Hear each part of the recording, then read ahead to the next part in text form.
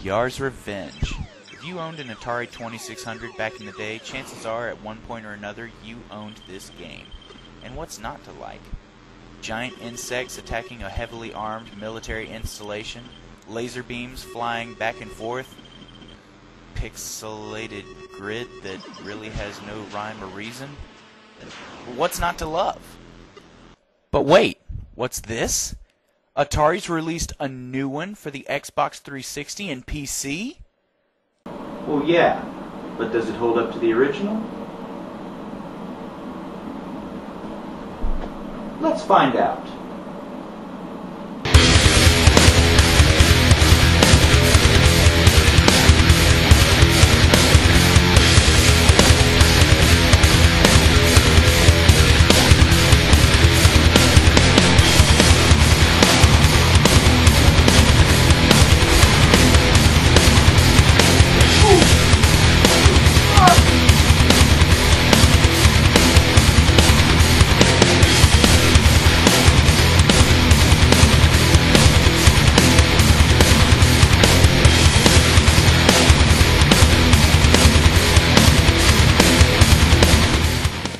So, yeah, Yar's Revenge, it looks pretty impressive.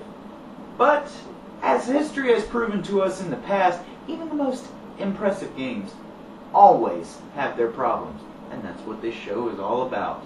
And trust me, I intend to nitpick every chance I get.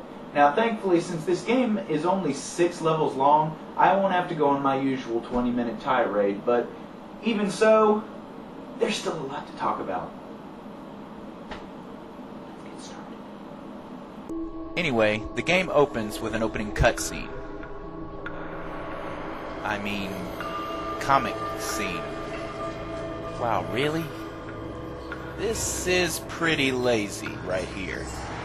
I mean, seriously, this is like Tank Girl laziness right here. But that's not the only problem with these cutscenes. You'll also notice that there are also no voice actors doing any voices. Another thing that most arcade games at least bother to have. Instead, we get these little subtext. Just fucking say it already! But of course, Atari has made even the simple task of reading text nearly impossible by making the text pop up and disappear all in the span of 4 seconds. I found myself constantly reading the text and have it pop off the screen and having felt I missed some vital information to the story. Because after all, that's what a lot of people play the game for, is the story. But I mean seriously, look at how fast this text is popping on and off the screen. I have not done anything to this footage at all. Nobody can read this fast. I don't care if you're Sonic the Hedgehog on a caffeine high. You can't read this fast. You can't! Anyway, based on what I can tell from just looking at the pictures from the comic strips, I'm guessing we've got this race of insect-like people that's enslaved by this other race of insect-like things. And now Yar, who is, believe it or not, a woman, here she is.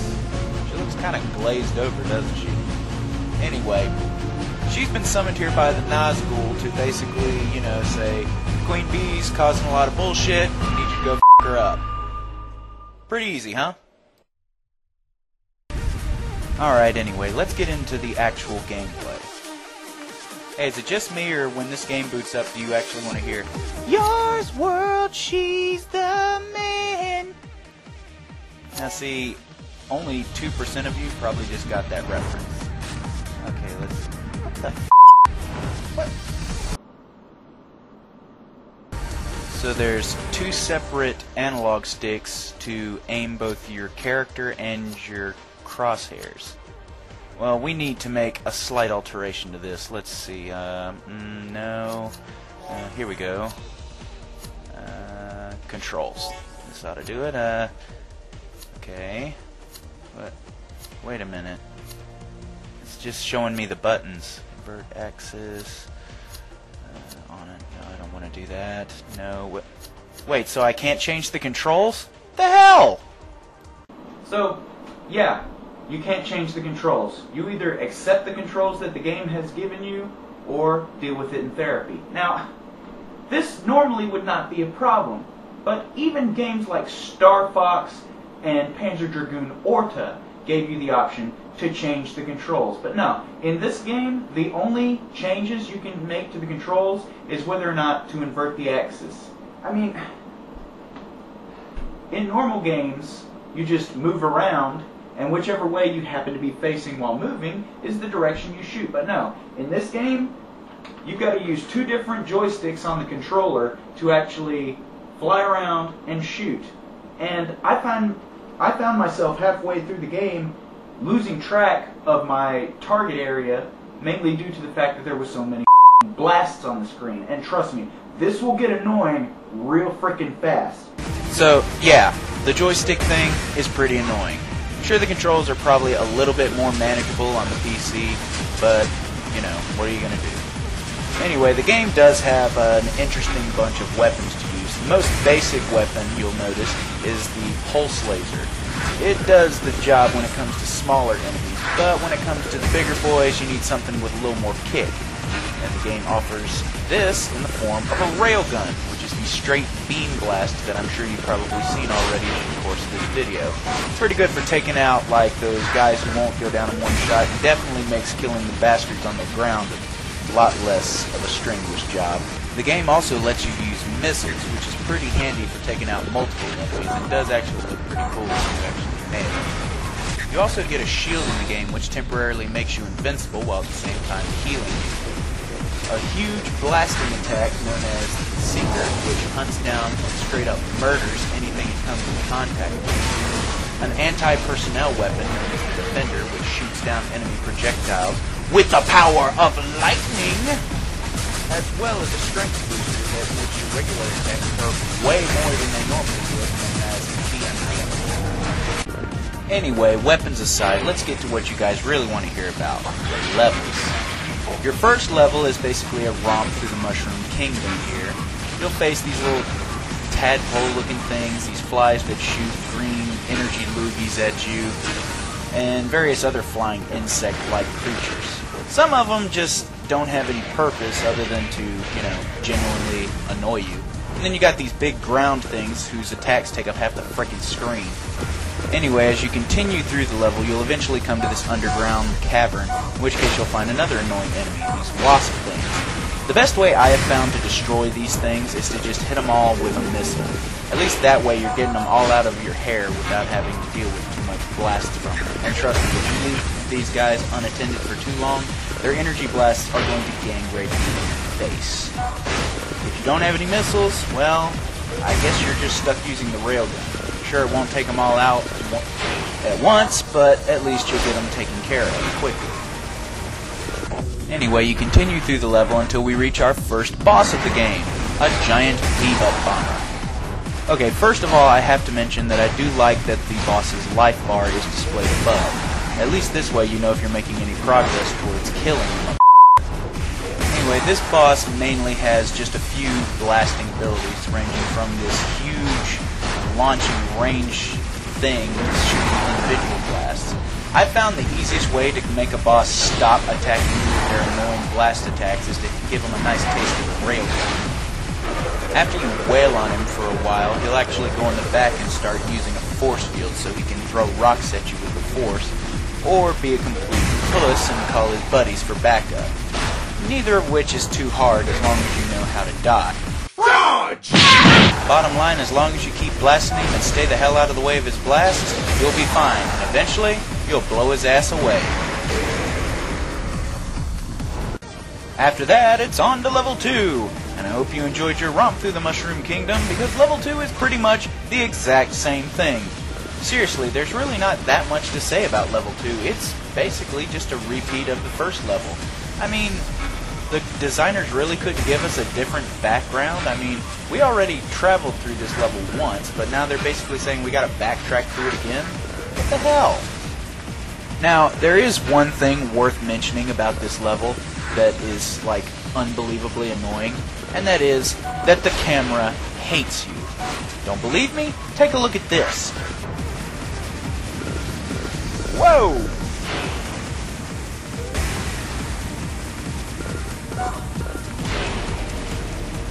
Yeah, but okay, and now we're going sideways. Why not? Gonna stay sideways through this whole thing, or are we gonna... Whoa! Do a barrel roll! After that minor annoyance, we finally reach the second level boss, which is... yet another debug bomber. Dude, seriously, didn't I already kill you once? Actually, I think this one is supposed to be like some kind of nest queen or something, and she's got this really annoying habit of popping in and out of these holes, doing the force field thing where she summons her buddies. I mean, God, it feels like an insect version of whack-a-mole. I mean, the creators of this game couldn't get a little more, I don't know, productive when it comes to the enemies. I mean, this is the second insectoid boss I've had to fight. And don't get me wrong, I understand that they're trying to keep with the prowess of the game being insect-based, but come on, couldn't you have at least made it like a cyborg or something? I mean, you got billions of dollars of weapons that Yar has at her disposal, and really the only thing she needs is a can of rage.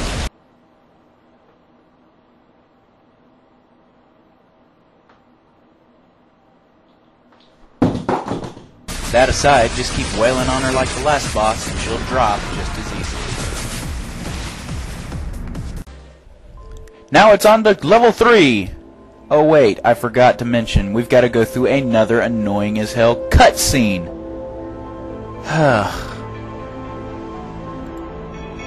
There's really not much to say about this cutscene. All that I really think happens is Yar tries to beat up this ugly dude's dog, and honestly, this guy looks like a cross between Yoda and an unwashed potato.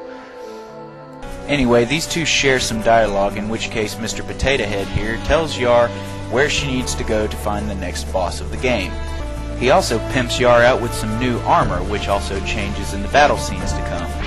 And now we actually get into some actual action. Now, what the f*** was that? Yeah, remember at the beginning of the review when I said there weren't any voice actors? Well, this is why.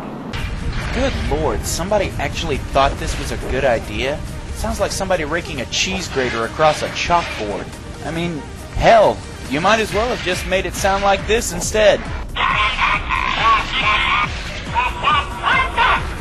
Getting back on track, level 3 takes you to a huge, what I guess is some kind of space station. I guess Yar decided to attack the Death Star now. Why not? We've already seen giant insects who have the power to use the Force. As I mentioned in the last cutscene, you'll notice that Yar's armor is different. Not only that, but the pulse laser has changed colors as well, from purple to blue. As far as enemies go, they're basically the same enemies you've been facing. The only difference is they've got new forms instead of the ones they had in the prior 2 levels. You still have these annoying flying around units that'll stay in formation the whole frickin' time shooting their little energy loogies at you. The flying wasps that tend to barrel roll from your attacks have now become flying grasshoppers, and the ground units have changed to Metal Gear. But even though the enemies for this level haven't changed much, the boss most certainly has. You'll never guess who the boss for level 3 is. That's right! The boss for level 3 is the Enterprise. Hope you're ready, Jean-Luc Picard. I'm about to shove my laser cannon right up your ass! Shields up, weapons ready. Now, you may have thought the last couple of bosses were a walk in the park. Well, this guy doesn't mess around. They unleash everything they can, from regular laser beams to their freaking photon torpedoes, and they want a big old piece of your ass! Lieutenant Worf, fire phasers on full with a simultaneous spread of torpedoes. But as powerful as their ship may be, they are no match for Yar's ability to uncannily dodge. Ha ha ha! You silly rocket whore. Your missiles are no match for the power of lightning! Take some railgun up your ass. Almost got him. And it... Yeah! F*** you very much. And then we come to level 4. And just like level 2, level 4 is a recycled background of level 3. How very disappointing. And here I thought we were done with cheap recycled materials, but apparently I was wrong. There's really nothing to say about this level. It's basically, like I said, a recycled version of level 3. The real thing that gets you is when you finally get to the boss of this level. Oh, and let me tell you, if you thought fighting the Enterprise was something, tell me, what does this remind you of? Well, you found me. Congratulations. Was it worth it? That's right, ladies and gentlemen. In this level, you fight GLaDOS from Portal. And yes, I am aware that the little logo on top is the base from the old Atari version. Yeah, I guess it is kind of. Oh, and let me tell you something. GLaDOS isn't a pushover like Jean-Luc in the Enterprise. She's got these 4 mounted turrets that are constantly blasting your ass, and they mean business. Even dodging doesn't even help half the time. The easiest way I have found to make sure you can take her down is to make sure that you have an anti-personnel weapon to blast some of the attacks away, and it also helps to mow down most of the turrets. Usually it's a smart idea to keep at least one turret active, otherwise she just respawns all 4 of them again. You think you're doing some damage? 2 + 2 is... In base 4, I'm fine. Now, granted, she will respawn all 4 of the turrets over again eventually, but as long as you've saved up some missiles and mow them down with the railgun, you shouldn't have much of a problem. Okay, we're even now. You can stop. Ah, f*** you, GLaDOS. I beat your ass in Portal, I beat your ass in this game too. Really was a cake.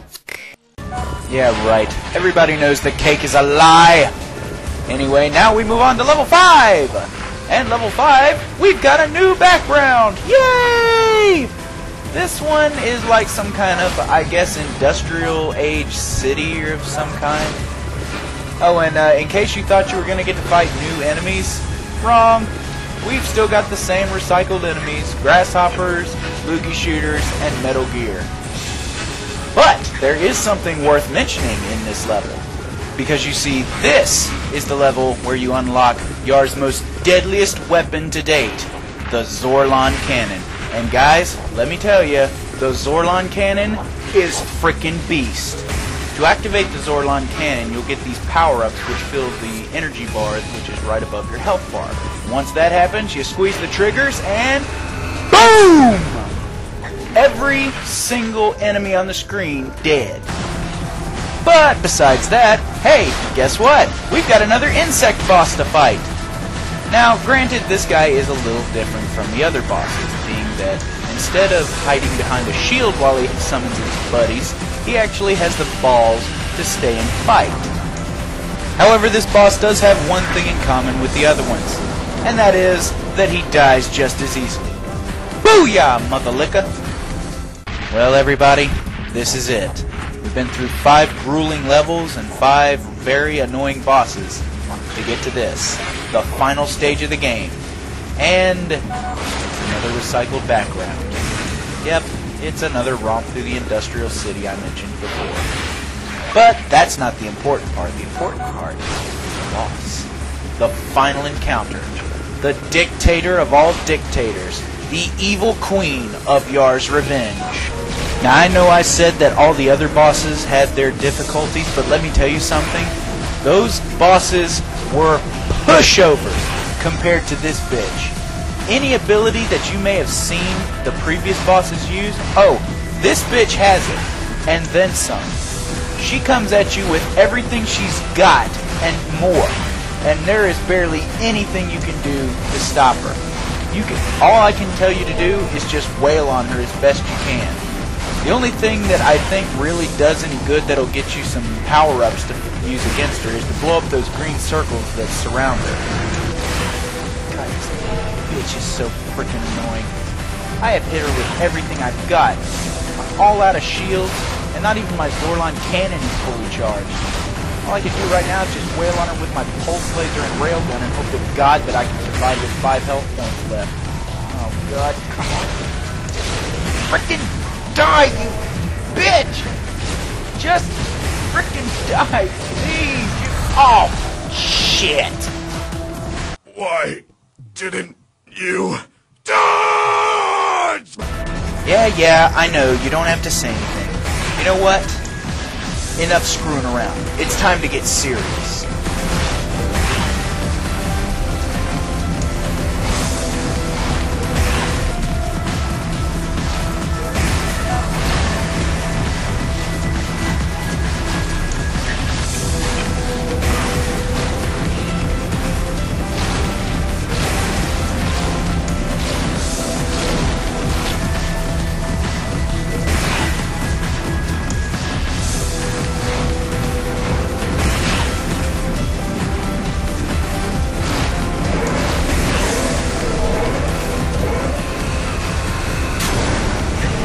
Oh, come on, I've almost got her. I've almost got her. Please don't die, Yarp. For the love of God in heaven, please don't die. Oh, come on. Just die, you bitch. Die! Die! Please die! For the love of all things sacred, die! Oh, yes! Woo! Oh, damn it.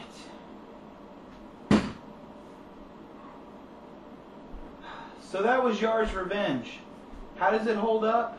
Well, naturally, one of the first grievances I have to bring up is the lack of backgrounds. The fact that there are only 3 backgrounds in the game is just plain lazy. I mean, there are 6 levels in the game. Could they really not even give us 6 different backgrounds? The enemies are another problem that I have with the game. By all technicalities, there's only 3 enemies. Sure, there's a few palette swaps throughout the levels, but that's still no excuse for giving us the same recycled enemies with the same recycled attacks. I mean, I'm not bashing on Atari. Far from it. I'm just saying they could pick up the pace a little bit as far as game level design and enemies go. The scratchy static they tried to pass off as voiceover work is another thing that really chaps my hole. It's not that hard to get voiceover actors.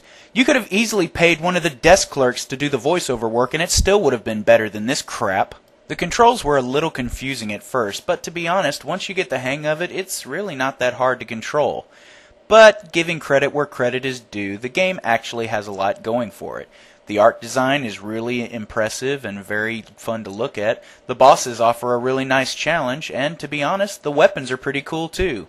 On a scale of festivity, I'd have to give Yar's Revenge a 1, for annoying me about as much as a fly buzzing around my head. well, everybody, there you have it. That's pretty much all I have to say about Yar's Revenge. But before we go, I'd like to add a new little bit to this show called the Achievement Challenge. Basically, this is where I give you guys an achievement that happens to be available on this game. Those of you who don't have it on the Xbox 360, feel free to try it out on the PC mode just to see if you can get it. The achievement's called the Madness Multiplier, and the achievement is basically trying to get your multiplier up to 100 on normal or hard mode. Now, unfortunately, I myself haven't been able to do it, but if you are able to do it, leave a comment or a video response. I'd love to see if you guys manage to do it. It's 20 easy game score if you're on Xbox Live. If not, if you're playing it on the PC, I'd still like to see if you can do it. Until next time, thanks for watching, you guys. I'm Danny South, and may the Z be with you.